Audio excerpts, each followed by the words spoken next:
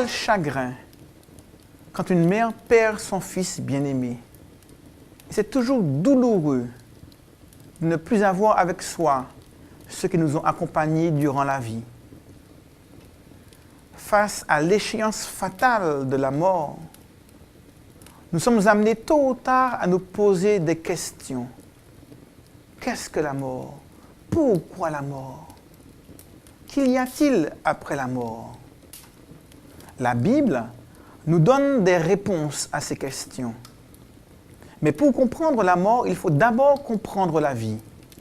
Dans le livre de la Genèse, au chapitre 2, la Bible nous explique que lorsque Dieu a créé l'homme, qu'il a façonné la terre et qu'ensuite, il a soufflé le souffle de vie et l'homme est devenu un être vivant. La terre, plus la substance vitale venant de Dieu, nous donne un homme vivant.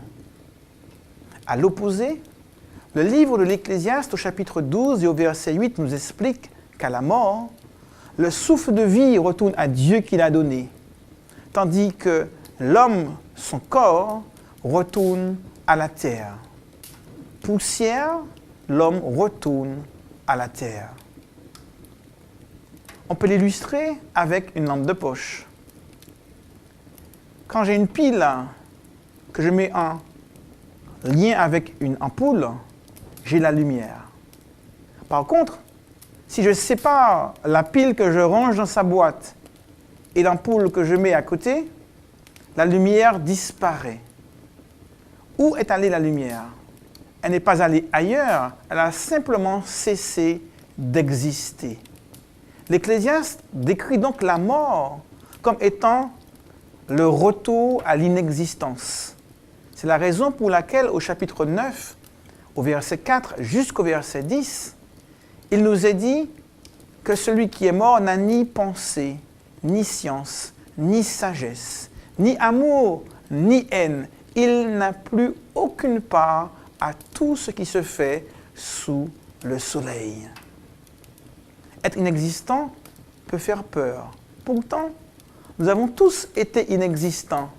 En effet, avant de naître, nous étions inexistants.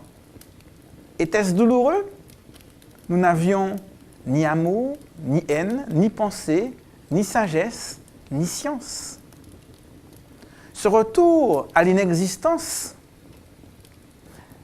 n'est que provisoire, puisque en effet, la Bible nous dit qu'à la fin des temps, il y aura la résurrection des morts. C'est ce que Paul explique dans son épître aux Thessaloniciens. Jésus lui-même l'a dit dans Jean, au chapitre 5 et au verset 29. « Ceux qui auront fait le bien ressusciteront pour la vie éternelle. Ceux qui auront fait le mal, eux, ressusciteront pour le jugement. » Ce qu'il adviendra de nous après la mort dépend du choix que nous faisons aujourd'hui. Ce choix détermine notre vie aujourd'hui, mais également au-delà même de la mort.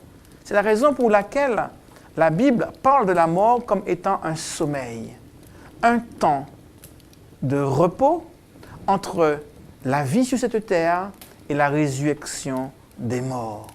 Le chrétien n'a donc rien à craindre de la mort. On peut craindre la manière de mourir. On peut craindre les souffrances engendrées dans la mort, par la mort. On peut craindre la solitude de ceux qui restent vivants, tandis que leur bien-aimé s'en va. La tristesse est donc légitime. Mais la mort en elle-même n'est rien pour le chrétien, sinon qu'un retour à l'état dans lequel nous étions avant d'exister, en attendant la résurrection des morts par Jésus lui-même. C'est la raison pour laquelle Paul dira « La mort m'est un gain ».